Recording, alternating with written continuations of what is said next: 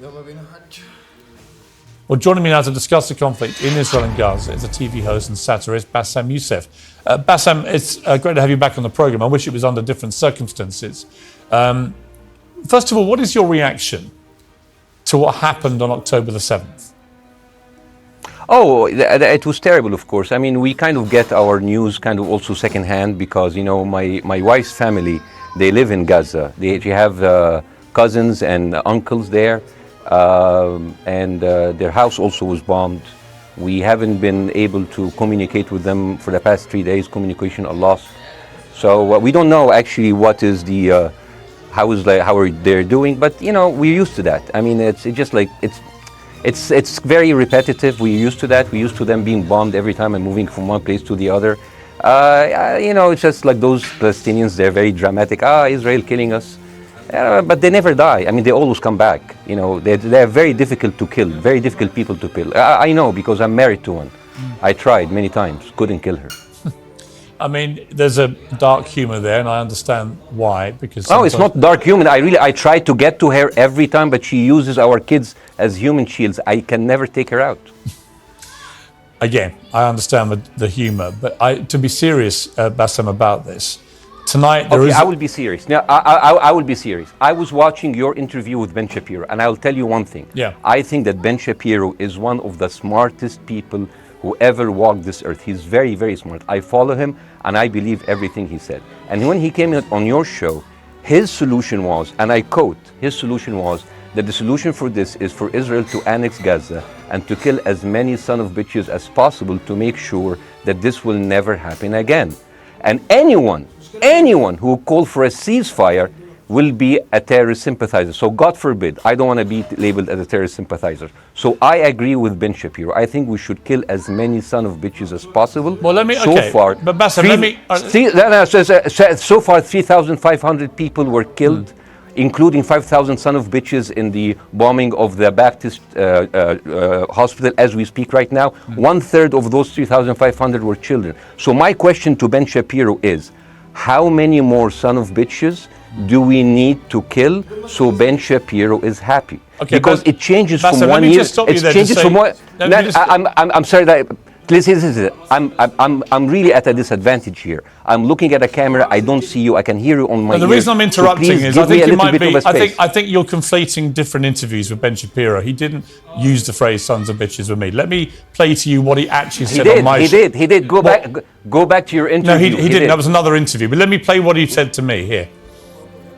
Well, frankly, I don't believe in proportionate response to terrorism. I believe that the way that you stop terrorism is with wildly disproportionate response. That doesn't mean in terms of targeting civilians. It means in terms of killing as many terrorists as humanly possible and allowing them to dictate the terms of engagement by hiding behind civilians in areas that they are supposedly responsible for means that the only option for Israel is to surrender to Hamas's hatred of its own citizens, its willingness to use its own children as human shields. No country worth its salt could ever do that. Now that is substantively different to what you said he said, right? He's talking there but specifically about Hamas terrorists. I agree with him. The thing is, the question is, what is a proportionate response? Because it has been different from one tier to another. So if you look to this graph, for example, this is the death of Israeli and Palestinians, and it's changing from one year to year. It's like fluctuating like crypto. So my question is today, what is the going rate today for human lives? I mean, 2014 was a great year for Ben Shapiro. 88 Israelis were died, and there was 2,329 Palestinians killed on the other side. That is one Israeli for 27 Palestinians. That is a very good exchange rate. What I'm saying is, what is the exchange rate for today?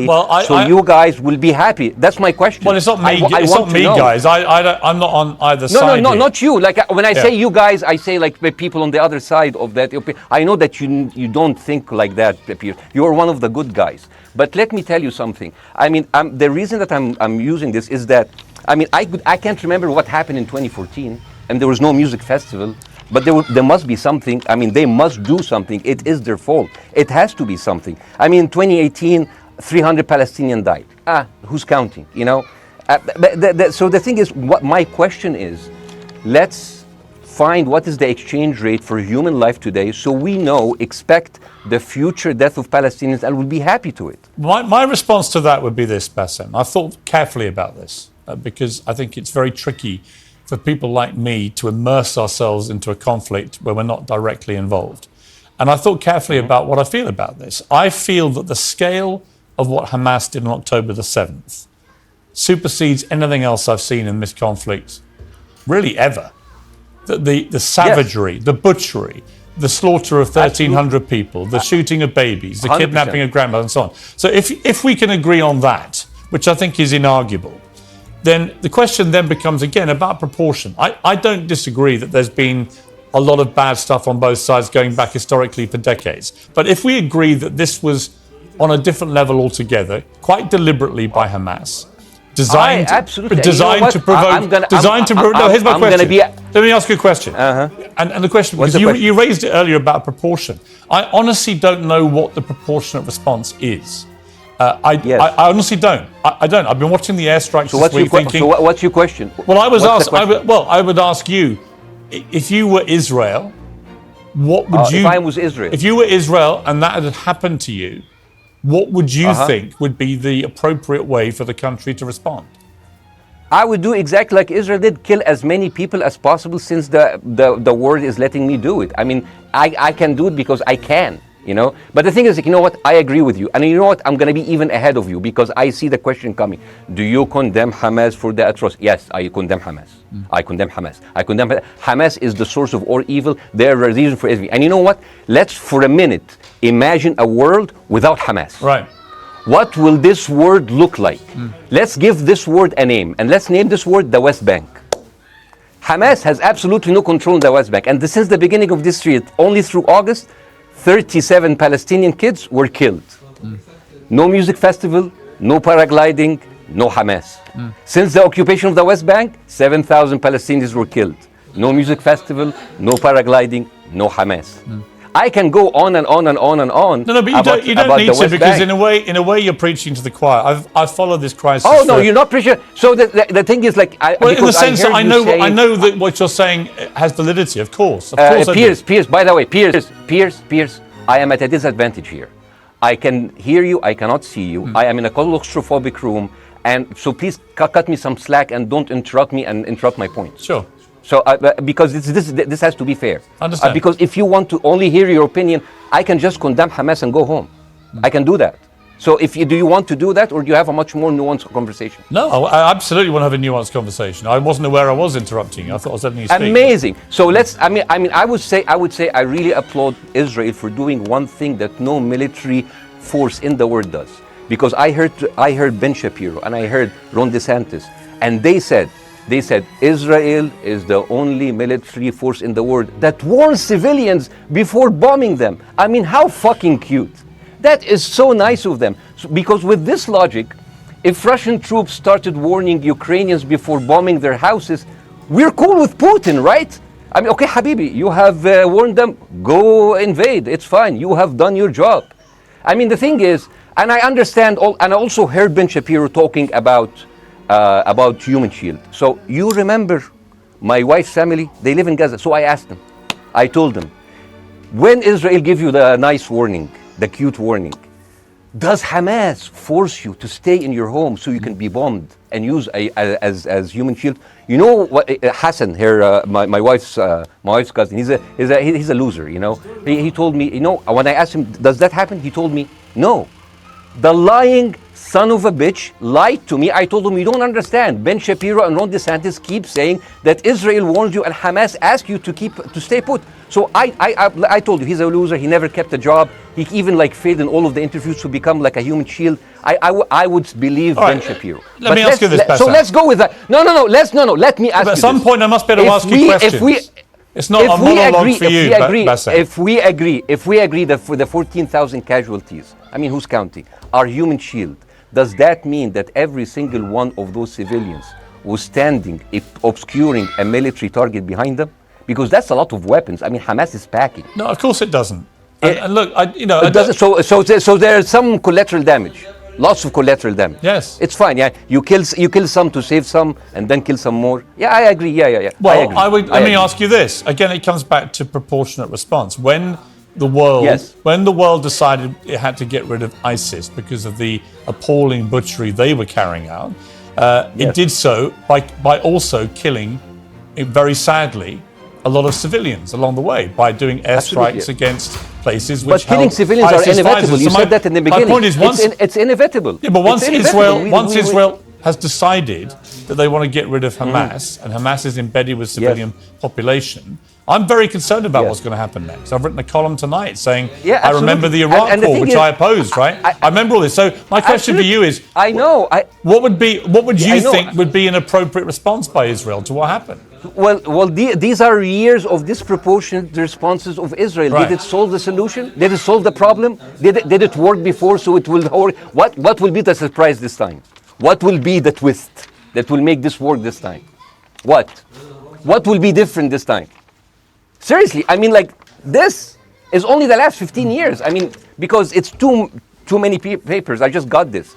But how will this be different? And the thing is, I am so glad in the introduction that you mentioned the Iraq war. I applaud you, Pierce, for saying that, because you were honest about it. You said that spreading lies like WMDs make people look at those people as less of humans, and they would accept the death of 1 million Iraqi, whether by sanctions or by invasion, right? You are a good man.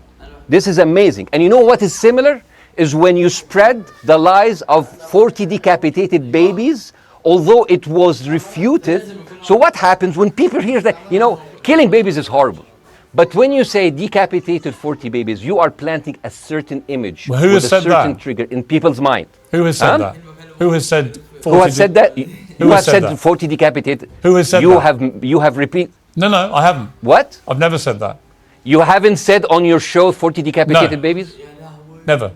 Ben Shapiro didn't say it? No. Ron DeSantis didn't say Nobody has said it? Okay, no, nobody said it? No.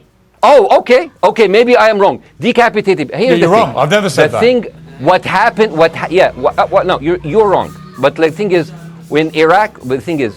the same thing is happening in Iraq. Ben Shapiro once tweeted, not even about Gaza, about the West Bank, when Israel continued to build the illegal settlement. He said, 2017, Israel likes to build things, and Arabs, not Palestine, not Hamas, Arabs like to bomb crap and live in open sewage. Yeah, I thought that was very the Israeli defense minister, he said, those are human animals.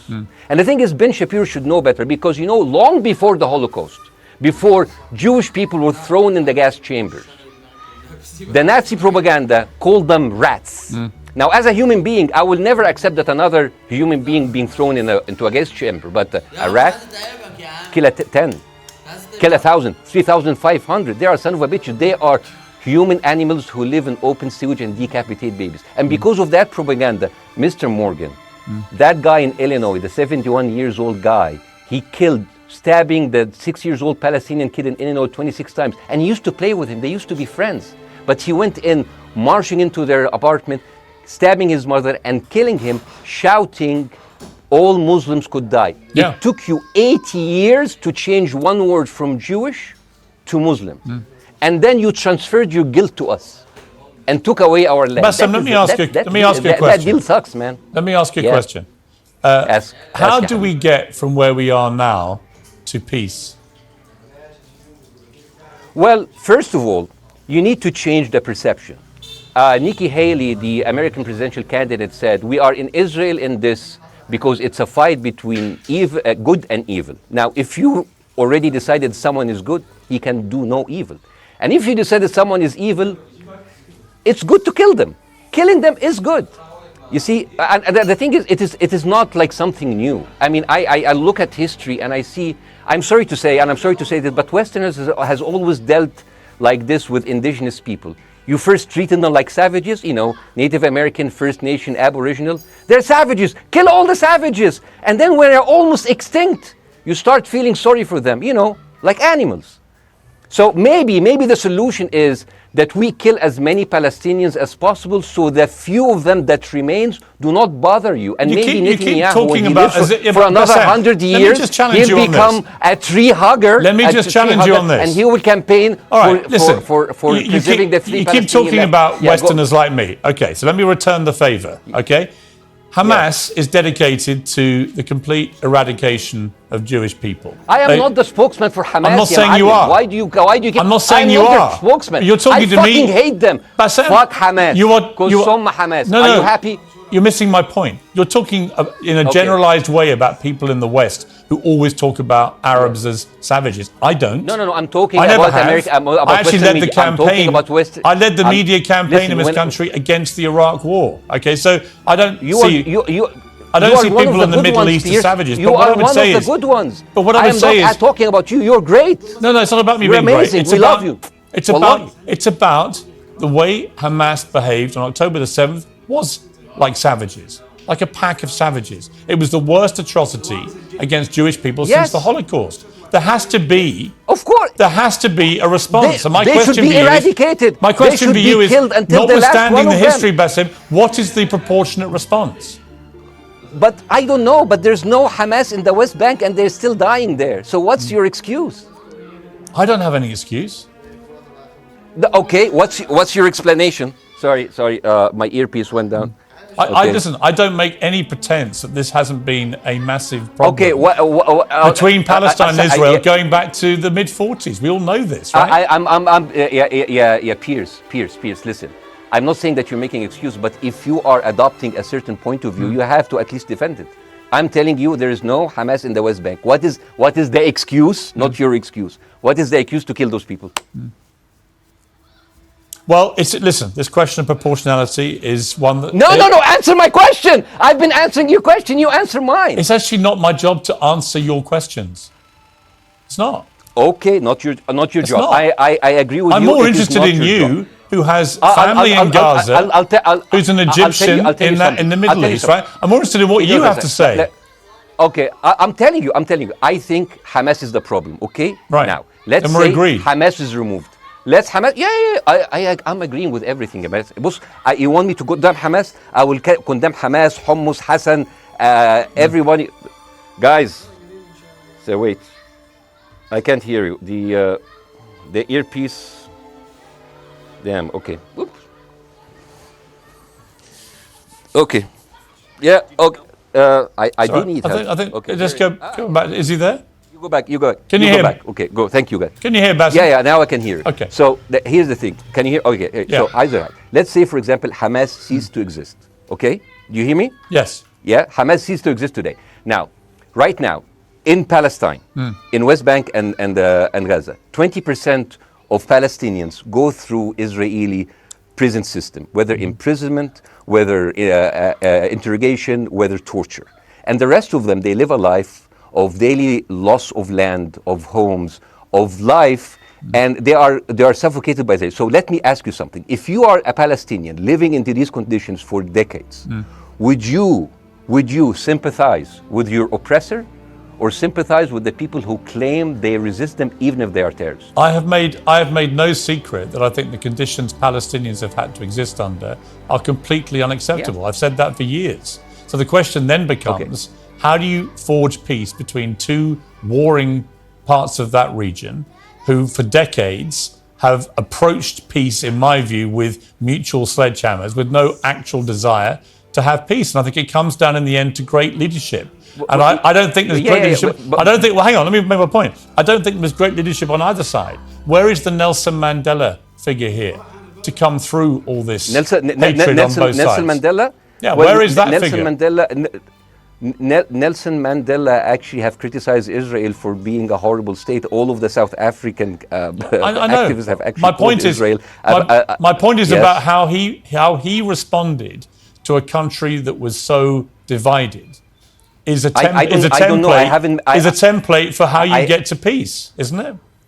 I haven't met Nelson Mandela, so I wouldn't know. But like there's a point. There's a very important point here. You know, I want to understand what is the logic of Israel carpet bombing Gaza. I mean, if there's a logic, if this will make Israel safe, I want to hear the logic. So if they continue bombing, what are they hoping to achieve? Well, I think we know what their stated aim is. Their stated aim is to eradicate and wipe out Hamas. They believe Hamas are living predominantly in northern Gaza. They also are aware they're living amongst civilians. So it's an incredibly difficult thing. As I said in my monologue, it is very, very difficult to see how they do this without massive collateral damage. So if I can understand this correctly, basically Israel is doing this to pressure the Palestinian community in Gaza to turn against Hamas. Is that right? I'm sure that's part of it, yes. That's part of it. So this is exactly what terrorist organizations do, because terrorist organizations will have no chance beating a whole nation in battle. So they terrorize and they kill the civilians in order to spread fear and terror so they can turn against their government to change their policy or to resign. You have just compared Israel with ISIS. No, I haven't. I don't see any comparison between. It's going to be the headlines tomorrow. Piers Morgan, Israel is ISIS. Only amongst people who weren't listening. The comparison, which is more apposite, is ISIS and Hamas. They are both nihilistic terror groups intent on killing as many Jewish people and others as they can possibly kill. And you can't get peace with people like that. Absolutely. You know what? I'm going to do something that nobody done on your television. You know what I'm going to do on your episode? I am going to pretend that I'm an Israeli citizen. I'm going to put myself in the place of an Israeli settler in the kibbutz. And I want to speak to my Prime Minister, Benjamin Netanyahu. Mr. Benjamin Netanyahu, I have voted for you because you have promised us peace and prosperity and security. On the 7th of October, those son of bitches Hamas, they went into the fence that is regularly heavily guarded. Usually if there's like a dove that comes close to it, it will be shot. Those people went in and they went for 6 hours before IDF forces was deployed, killing our friends, our families, kidnapping our grandmothers and babies, and went in. I want to ask you, Mr. Prime Minister, after you have fractured the Israeli community and you have fucked our courts, our Supreme Courts, what are you doing with the money being given to you, to the United States? Also, you are carpet bombing Gaza with absolutely no regard to our hostages, our people. I heard a rumor in the kibbutz that you're doing that you let that happen as an excuse to carpet bomb Gaza, so you push them into Sinai. And I didn't believe that. That's like, not my Prime Minister, he can never do that. And then I watched an interview for Danny Ayalon. He was your chief advisor. He was also the Israeli ambassador to the United States. And you know what he said, Mr. Prime Minister? He said that the solution for those Palestinians is to go into a vast land of Sinai and live into tent cities temporarily, temporarily, wink wink, until we build Gaza again, and then we invite you back. يعني عبط احنا بقى. يعني فاهمني؟ We've seen this movie before. So يعني and when I saw this, I couldn't explain to my fellows in the kibbutz, how come our Israeli government is trading human lives for another piece of land? So as an Israeli citizen, I need to hold my Israeli government accountable. And as an American citizen, I want to know all of these money that we are giving to Israel. We're giving them $4 billion every year. Joe Biden said it's the best investment America ever done. Well, if I am in the place of Joe Biden, I would say, sorry, don't speak. I would say, if I was Joe Biden, I would go down and whisper in the ears of Netanyahu and tell them, I hate bad investment. They haunt me, like Littlefinger in Game of Thrones. But the thing is, this is the problem. Israel always victimizes itself, and I have never seen a victim putting their oppressor under siege and bombing them 24/7. Israel wants you to believe that they are the victim. Dealing with Israel is so difficult. It's like being in a relationship with a narcissistic psychopath. He fucks you up, and then he makes you think it's your fault. All right, you look at Israel as Superman, but they're really homelanders. Wallahi, they are shooting fish in a barrel, and they are annoyed with the splashes. Bassem, I want to say two things. One, if you could just slightly mind your language. We are uncensored, but if you keep swearing, I'm very sorry. We have to apologize to viewers who may be offended by that. I apologize. But I understand passions run high, so let's not get too bogged down about the old swear word. I apologize to the viewers. I apologize to the viewers for my language. My second question is this: after the sight of dead civilians. After the break, we have the managing director of the Daily Wire, which is Ben Shapiro's company. We were going to interview him on his own, but he's happy to come on and talk with you directly if you are prepared to stay. Well, of course, I can stay, but again, I am... Fuck. This I am in a disadvantage, and I would like to have my space to respond. Okay, we'll come back after the break. Because here's the thing. There's Bassem, two things we're I going to go to a break. All right. When we come back from the break, it'll be you and Jeremy Boring from the Daily Wire.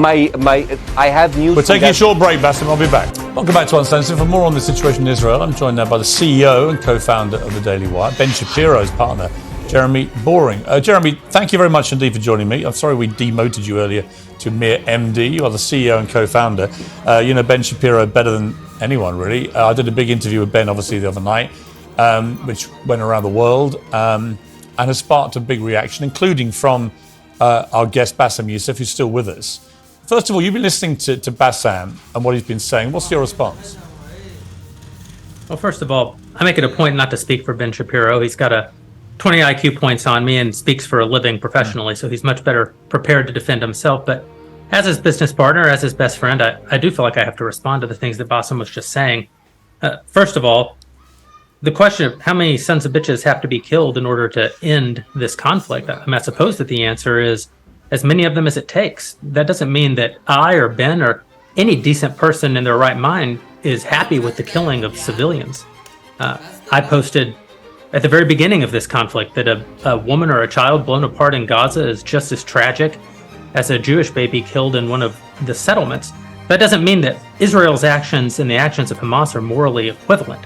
You know, the tragedy is the tragedy, but the moral equivalency is nonsense. If you entered Israel with the express purpose of targeting and murdering civilians with your own hands in cold blood, that is not comparable to Israel bombing targets in the Gaza Strip and killing civilians as a terrible, tragic consequence. War is terrible. War is an awful thing. That's why decent people don't lightly engage in war, and why Hamas should not have incited this war.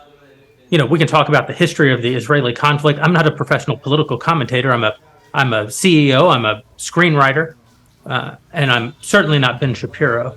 I'm not here to discuss the history of the Israeli-Palestinian conflict, but we all saw what happened on October 7th.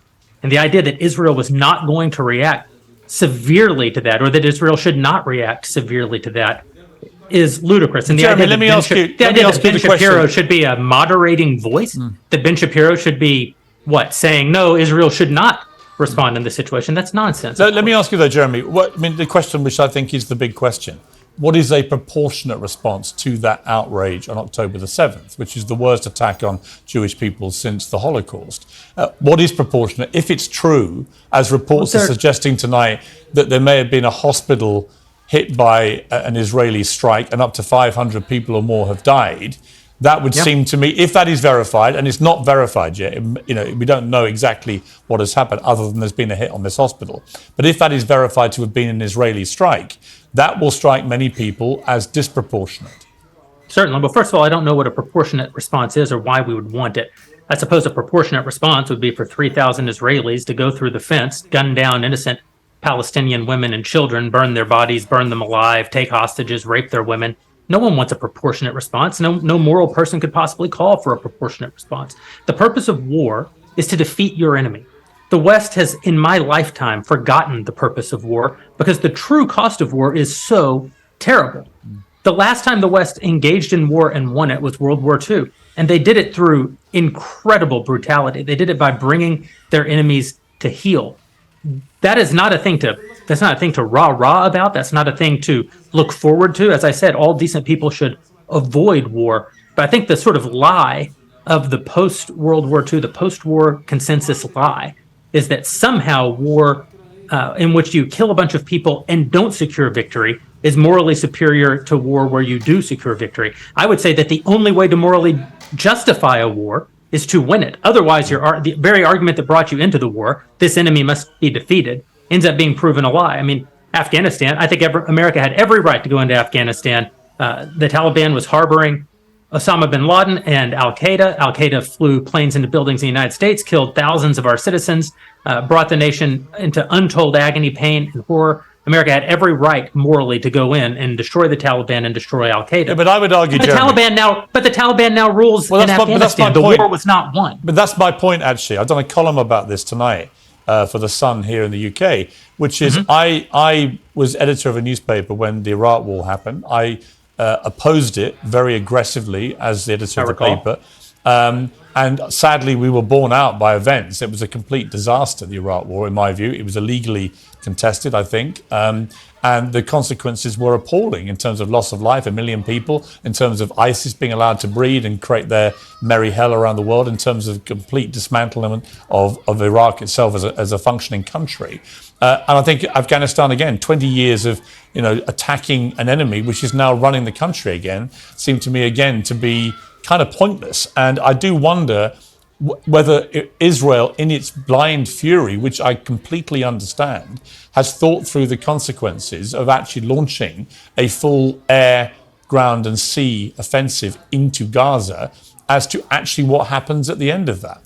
Well, I suppose Israel wasn't really given the opportunity to fully contemplate what the consequences of that action might be, because Israel didn't instigate this war. This war was instigated by a horrible terrorist attack on Israel, and a state is put in a position where it has to respond.